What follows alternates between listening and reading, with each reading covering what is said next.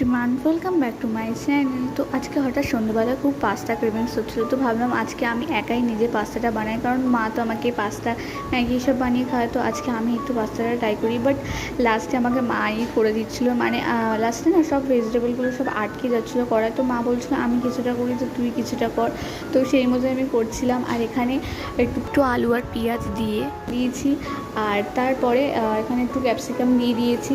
আর আমার না ভেজিটেবল খুব ভালো লাগে, যেমন বলো ক্যাপসিকাম, টমেটো, আলু, তারপর বিনস, আমার এগুলো সব মানে আমি খাই, ভালো লাগে পাস্তা বা ম্যাগির মধ্যে দিয়ে।